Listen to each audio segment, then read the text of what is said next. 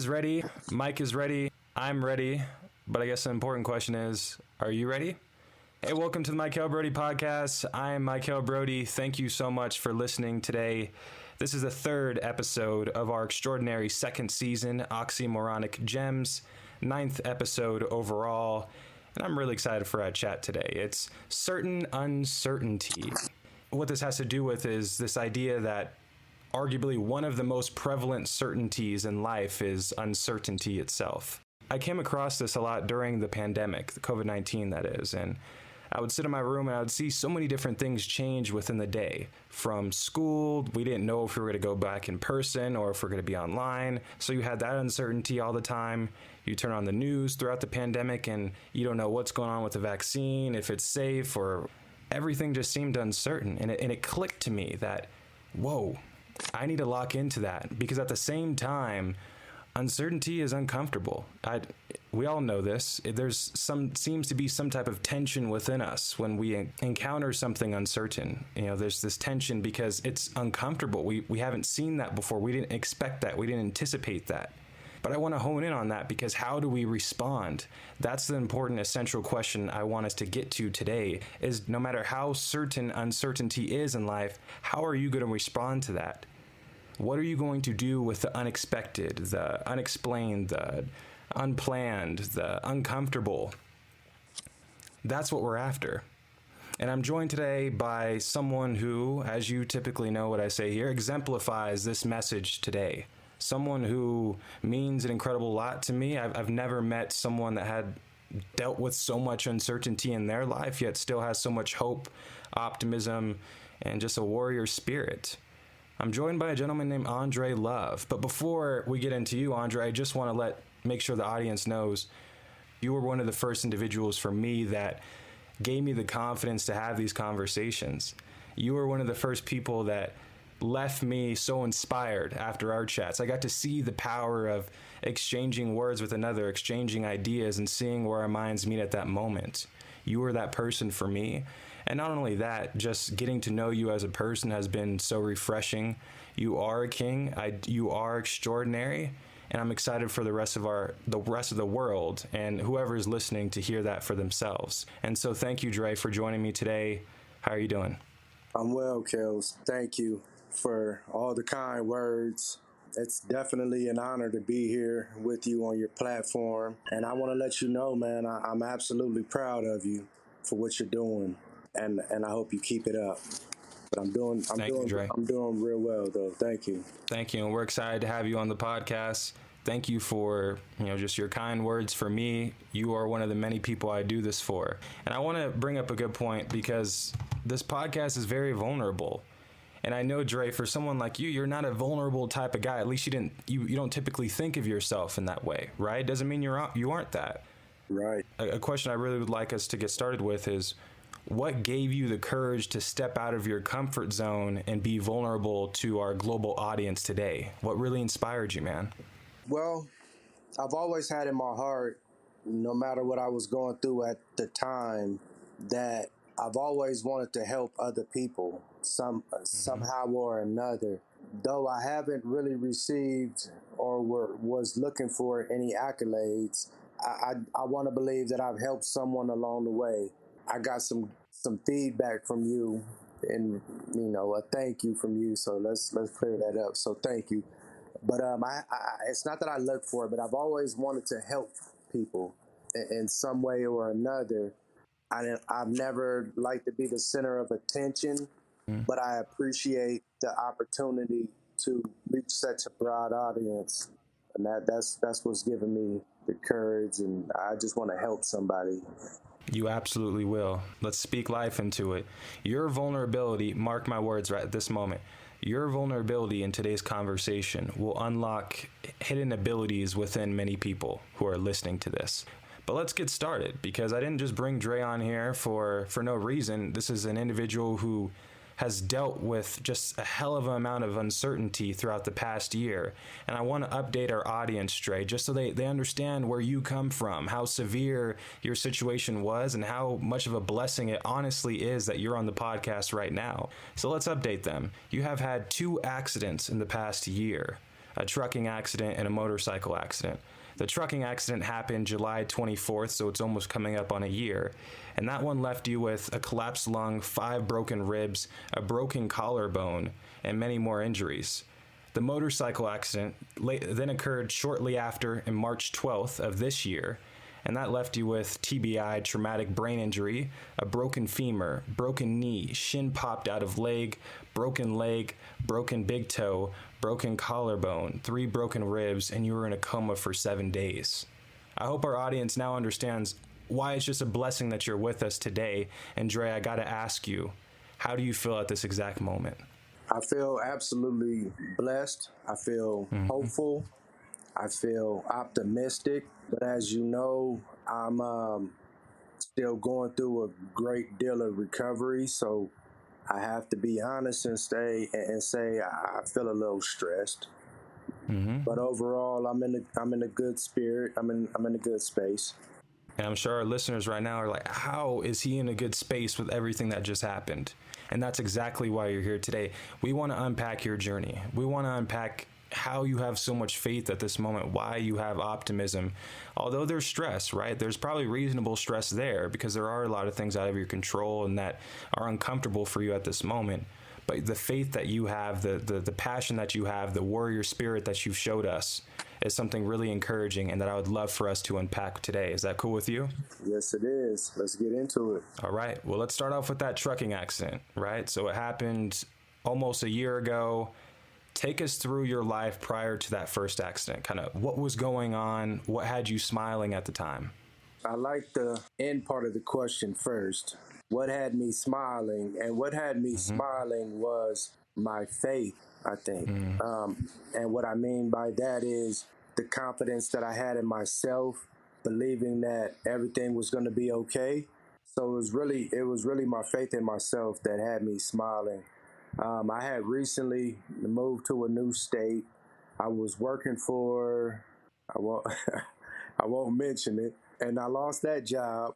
I have a friend who knew somebody at the time that needed help, so I was able to get another job. And to that friend, thank you. I eventually lost that job too, and as a result, I had got into some trouble.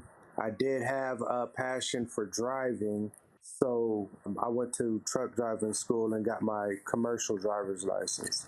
So you had a lot obviously going on before the accident itself. It seems like in and out of jobs, trying to just find something to where you can make a steady income in. You finally found that in truck driving, got your job there, and then you got into an accident, the unexpected. The unexpected happened. So how did that uncertainty occur? Let's begin to unpack that as well. Again, I had just gotten my CDL, my commercial driver's license, and was trying to find my way within that path. I had been through 2 or 3 companies. While I was with one company, I found another company had paid a little more. I was excited about making a few more dollars. I got with another company and went out on the load, picked up another load, and was headed back to the home base to drop off this load. While en route, I had ran out of air. You know, their air brakes. I had no brakes. I went into a curve, and the truck flipped over. A major truck accident on the freeway. What were your initial thoughts right after you were back to at least your stage of recovery? Well, it was a very serious accident. I initially was knocked unconscious while I was still in the truck. And I mean, if we can, I'd like to even start right there. Perfect. While I was in the truck, again, I was knocked unconscious as the truck flipped on its side. I woke up to being drugged basically on the asphalt because the truck was sliding down the hill and all the glass had broken out the window. And I came to and was telling myself, this is it. This is how you're going to die. Damn, it's over. And something just came across me. And what I say at this point is, it was my mother. You know, she had passed away just a year before. She's my angel now.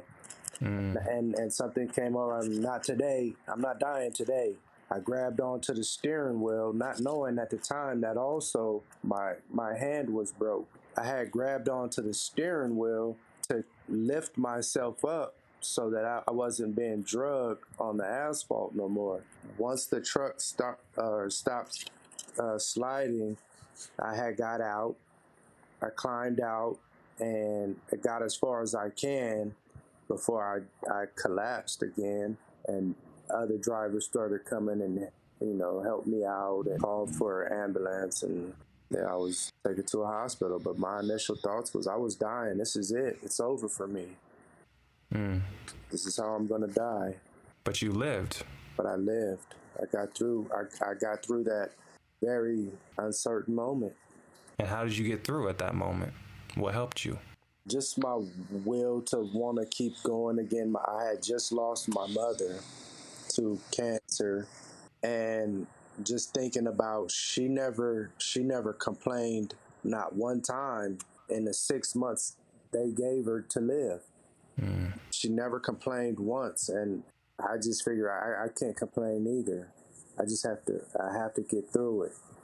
Did it take you a while to try to find reason for that? And what I mean by that is you worked so hard to gain employment in the first place, and you finally got off of a long battle, thank God, and then you finally get into it and something uncertain such as an accident happens because of faulty brakes. Like, did you find yourself asking yourself why, like trying to find the reason for why is this happening to me? Yes, certainly I did, but I just had to have faith that this too will pass. I knew that there were maybe laws in place that you can drive after so long. And so I held on to that thinking, I can ultimately get back to this if I just try to do something else in the meantime. So even now, like I still would love to get back to it. And I'm unable to drive several reasons, maybe we'll touch on in a little bit, but I would love to get back to it, and I have faith that I will because it's something that I want to do. And you will. And I will. And I was always told if you want to do something, you'll find a way. If not, you'll find an excuse. And I find ways to do things. I love that, Dre. I love that.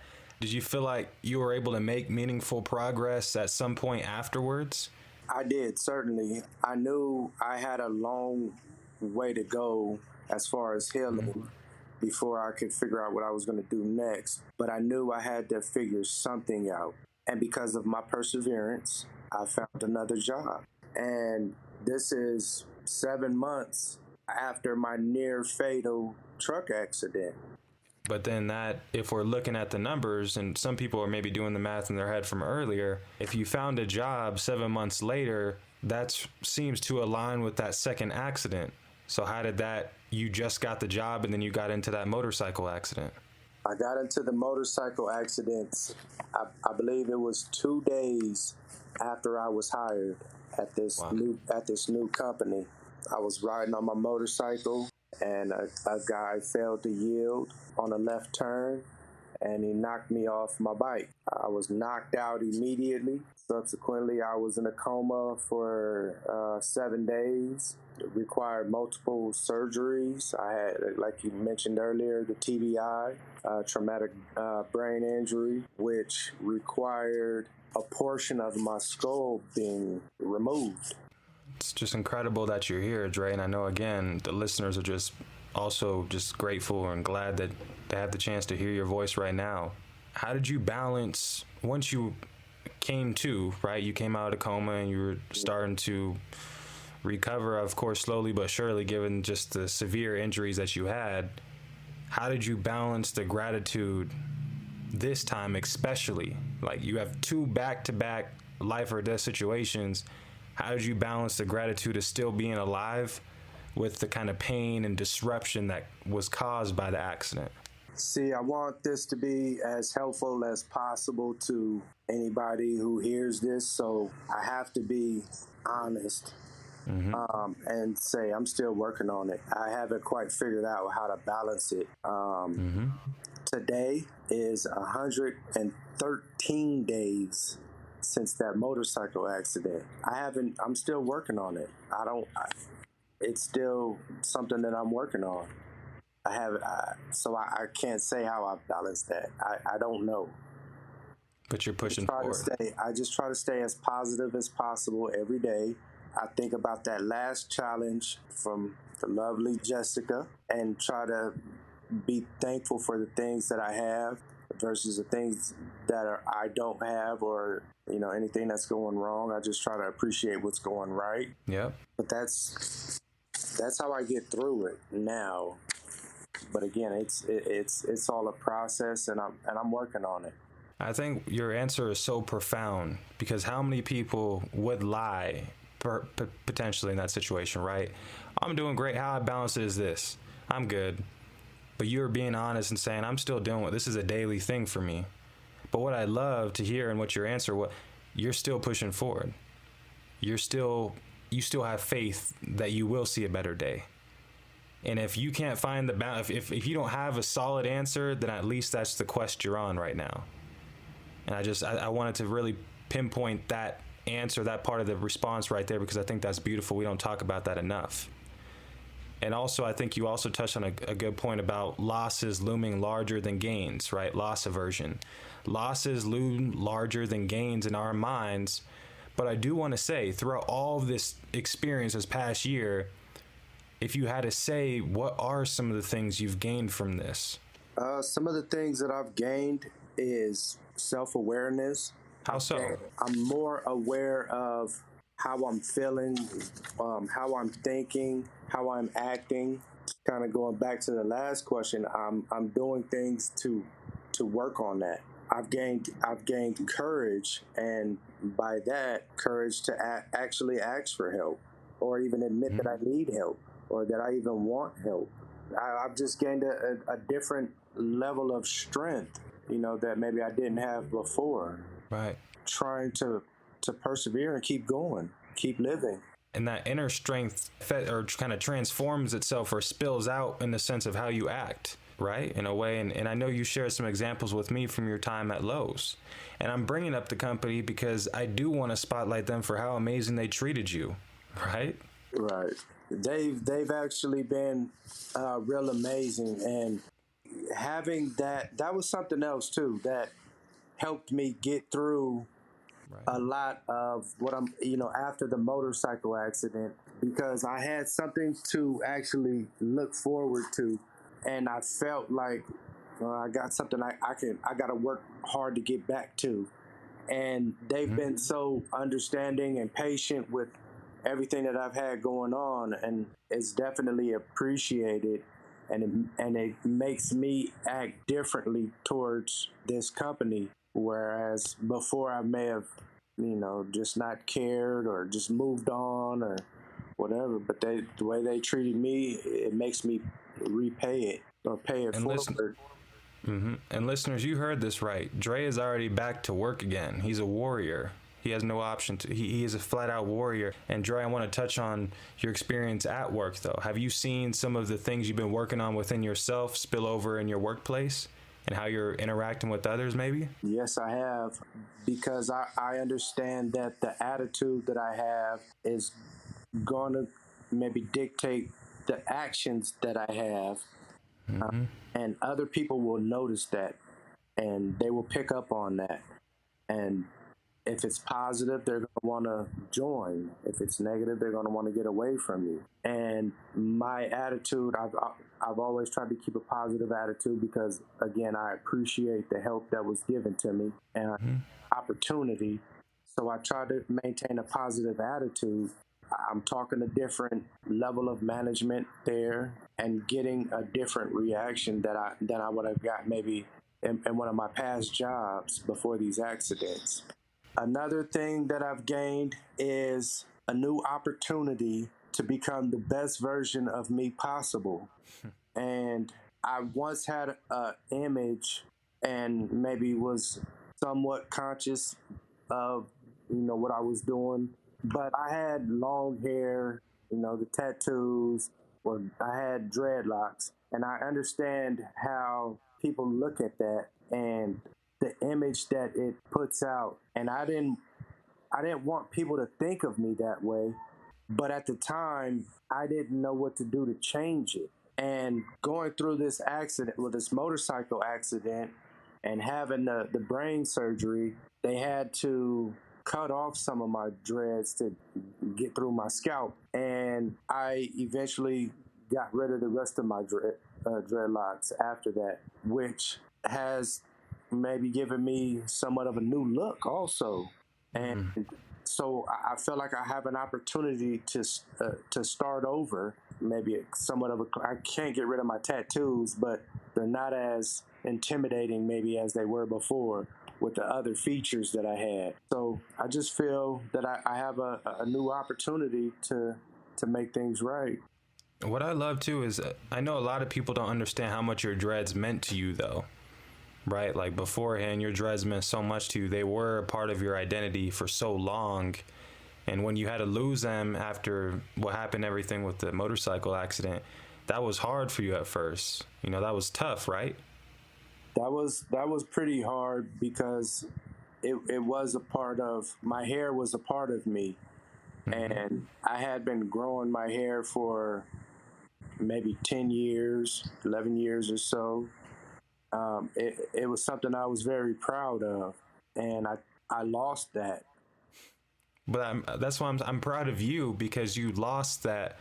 But here you are telling us what you gained from that. And I do absolutely feel like I've gained something, because whether I was thinking about it or not, I was looking a certain way to certain people, and that may have been offensive or scary to some people. And in order to change any of that, you have to be aware of it and be willing to do something about it. And I didn't have the courage to do anything about it because I was trying to maybe look a certain way so I could feel a certain way. That makes sense. But I'm glad that you are seeing it the right way now. I'm glad that you do see it with so much positivity and hope at this stage.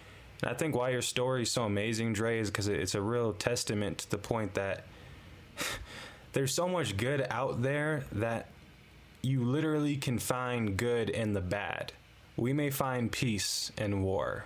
We may find our souls being cleansed while in the mud. We may find light in darkness. We may find hope despite our dreams being seemingly out of scope. We may find ourselves in times when we don't feel our best self. No, I'm just playing. That's enough. But you get the gist of what I'm saying. You can find the good in those hard times, and I even want to pinpoint that last one. You are finding yourself, Dre, in a time when you don't feel your best self. That's incredible. That's profound. You said something that I share with a lot of people, and basically you have to find the good in the bad. And if you don't, you'll stay in a negative space.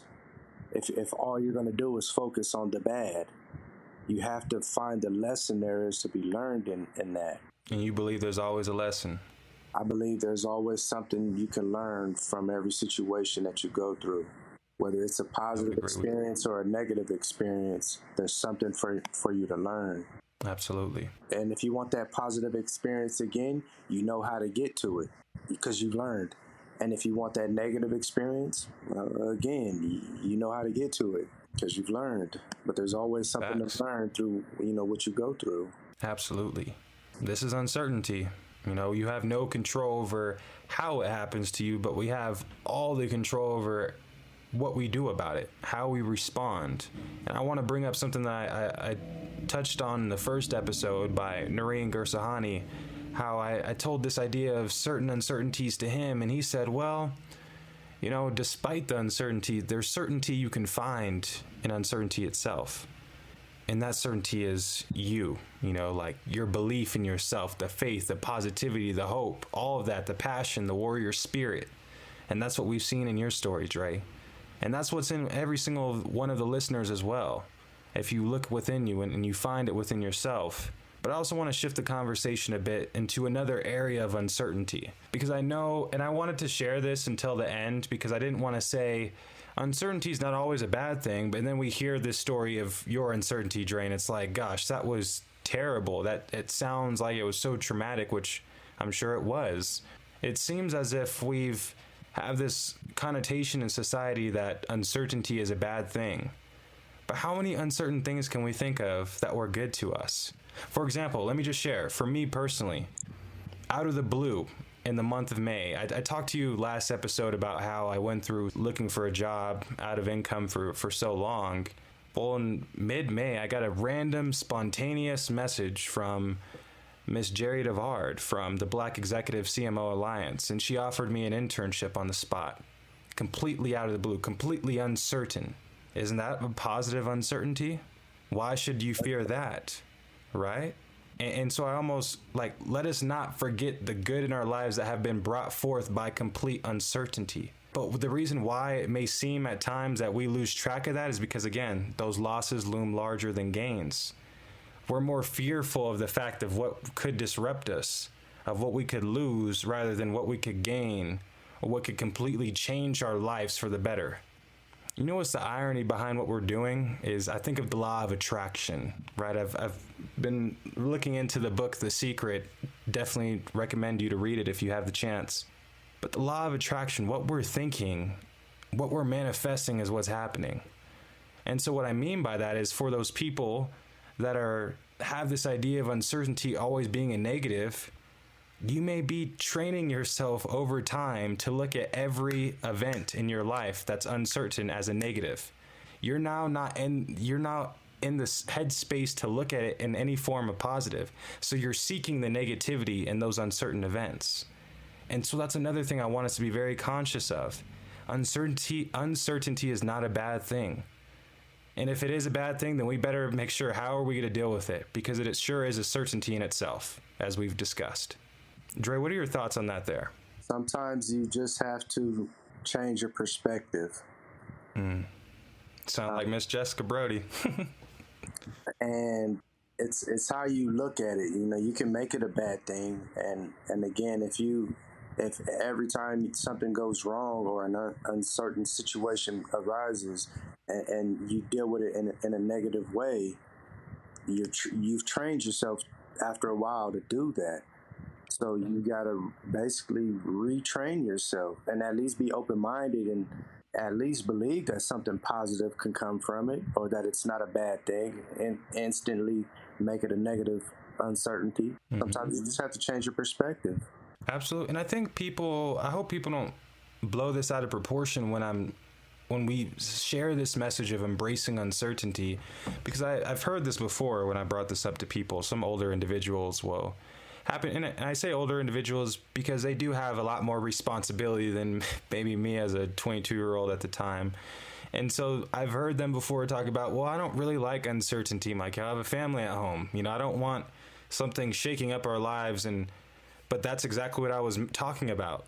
Look at how they're already in their mind framing it in a way of whatever's out of the ordinary is going to interrupt their lives. They're against it. They're trying to rebel. But again, it's a certainty.